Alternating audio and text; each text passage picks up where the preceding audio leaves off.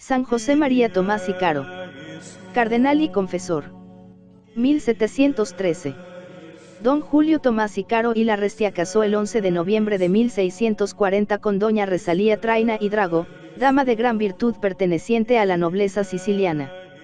Era sobrina del obispo de Agrigento y heredaba de su tío don Fabricio las baronías de Falconeri, La Torete y Montecolombrino. La bendición del Señor descendió copiosa sobre el hogar de los nuevos duques de Palma, que se vio alegrado con el nacimiento de 3 hijas: Francisca, Isabel y Antonia. Mas, deseando ellos un hijo varón, elevaron súplicas al cielo por mediación de San José.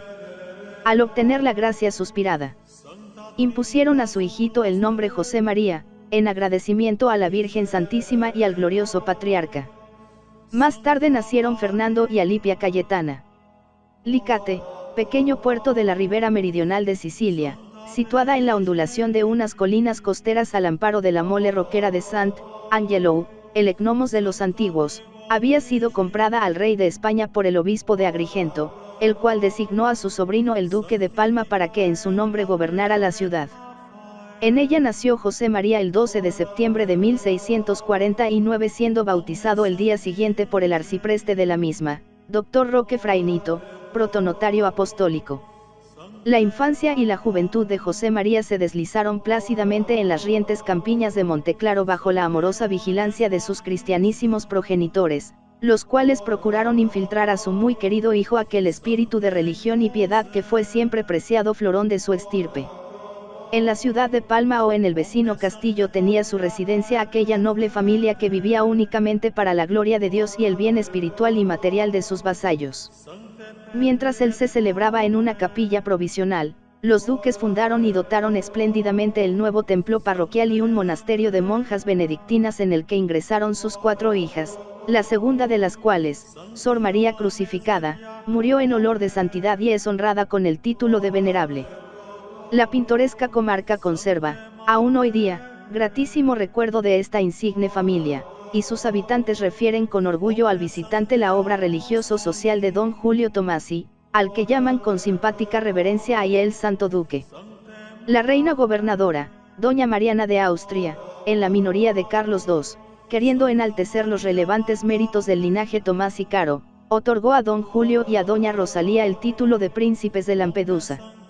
En un ambiente tan selecto y profundamente cristiano, el corazón de José María sintió bien pronto la atracción de un ideal excelso. Fue su predilección por las ceremonias litúrgicas. Por esto pidió y obtuvo que le confeccionaran los ornamentos eclesiásticos conforme a su estatura, y con ellos revestido imitaba los sagrados ritos con extraordinaria devoción y admirable compostura. Llevado de tan santas aficiones, pidió licencia a su padre para usar sus propios vestidos según el color litúrgico de cada día. El duque solo le permitió tal variedad en las medias.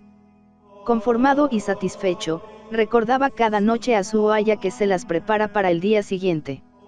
Eran los ingenuos albores de su espíritu sacerdotal, los primeros pasos de su ruta hacia el altar de Dios, porque solo Dios alegraba su juventud. Habiendo aprendido, con extraordinario aprovechamiento, latín, griego y español, el duque concibió, ufano, el proyecto de enviarle en calidad de paje a la corte de Madrid. Pero un buen día postróse José María humildemente a sus pies para suplicarle que le permitiera ingresar en la orden de los clérigos regulares. Deseoso de seguir el ejemplo de su tío don Carlos, y enamorado del ideal litúrgico de la orden.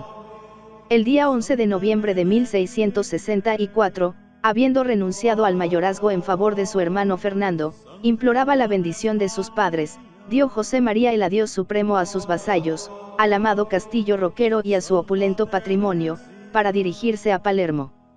Pero antes quiso pasar por el santuario de Nuestra Señora de Trapani, cuya sagrada imagen la duquesa su madre le había ofrecido en su infancia a la Reina de los Cielos. Ahora, en el gozo de su florida juventud, agraciado con el sello de una elección divina, pide la protección de Virgen María para corresponder con generosidad a su vocación altísima. A los 15 años ingresó, pues, José María en la Casa Teatina de San José en calidad de postulante. El 24 de marzo de 1665 recibió el santo hábito y comenzó el noviciado bajo la experta dirección del padre don Francisco María Maggio. En la festividad de la Anunciación de María del año siguiente emitió su profesión religiosa, seguidamente fue trasladado a Mesina para iniciar sus estudios eclesiásticos, que continuó en las casas de Ferrara, Módena y Roma. En las témporas de Adviento de 1673 fue ungido en la ciudad eterna sacerdote señor, y la noche de Navidad subió por vez primera al altar para celebrar las 3 misas rituales en el templo de San Andrés de Valle. Tenía 24 años. Al sentir realizado el primogénito de los príncipes Lampedusa el ideal sacerdotal que entreviera en los suaves crepúsculos de Monteclaro, retoñaron, con nueva poderosa savia, sus antiguas aficiones litúrgicas que marcaron la orientación definitiva de su vida, consagrándola totalmente al esplendor del culto divino y al fomento las ciencias sagradas. Iniciábase un glorioso movimiento de restauración litúrgica, y podemos decir que en él ocupa el padre Tomasi un puesto destacado en primera fila. Trasladado a la casa de San Silvestre del Quirinal, pese a su complexión delicadísima y enfermiza, continuamente atormentado por pesada cruz de escrúpulos y penas interiores, recogió herencia del eximio cardenal Bona para dedicarse totalmente a los estudios litúrgicos y bíblicos, y a la investigación de las sagradas antigüedades.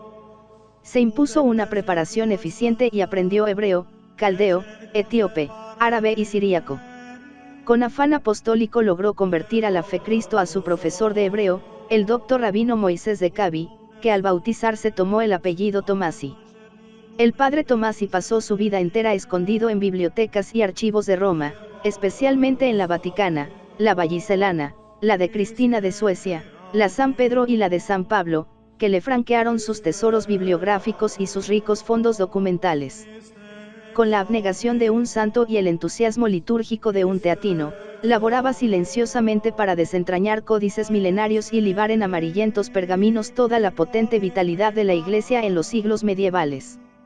Fruto preciosísimo de sus afanes investigadores el nutridísimo repertorio de sus obras litúrgicas, teológicas, bíblicas y ascéticas que fue publicando desde 1679 hasta 1770. Entre ellas cabe citar el Sacramentario Gelasiano, el Sacramentario Galicano, el Responsarial y Antifonario de San Gregorio, el Salterio con Cánticos, el Sacramentario Gregoriano y las instituciones teológicas de Santos Padres.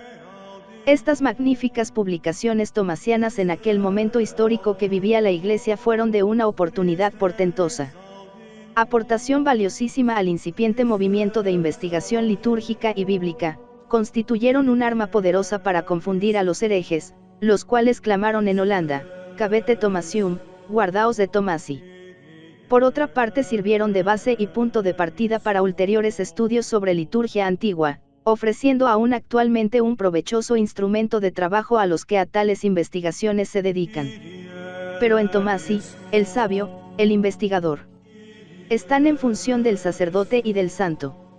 No se engolfó en los estudios a título de curiosidad o erudición, sino con el propósito de entender plenamente los ritos y preces que como sacerdote debía usar en el ejercicio del culto divino, y al propio tiempo hacer participantes al clero y a los fieles del fruto de sus investigaciones, para lograr una mayor eficacia santificadora en las funciones litúrgicas. En tal sentido Tomasi es un precursor y abanderado del actual apostolado litúrgico. Cultivador insigne de las virtudes religiosas y sacerdotales, sentía Tomasi una predilección marcadísima por la humildad, base de todas ellas.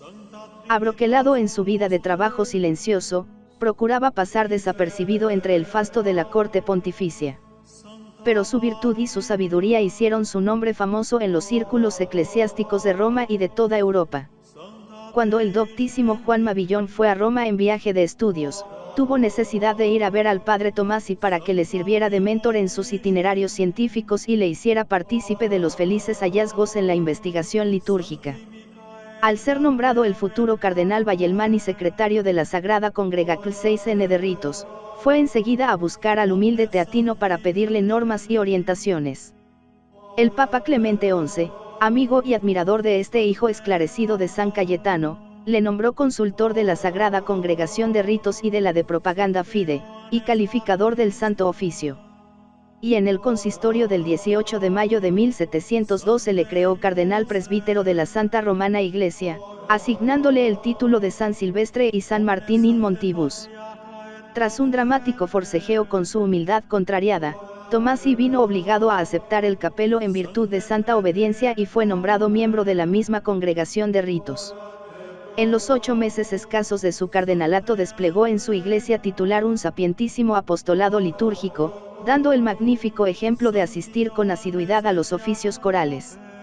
Demostró con gallardía que sabía trasladar liturgia de los fríos códices milenarios al calor del santuario para proyectarla luego en derredor suyo como una vida hecha culto y un culto transformado en vida.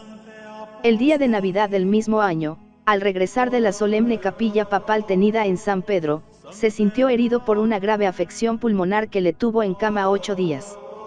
Recibidos con extraordinaria devoción los santos sacramentos, dictó su testamento, en el cual consignó su voluntad de ser enterrado en la cripta de su iglesia titular, ante el altar de la Virgen, gozo de los cristianos.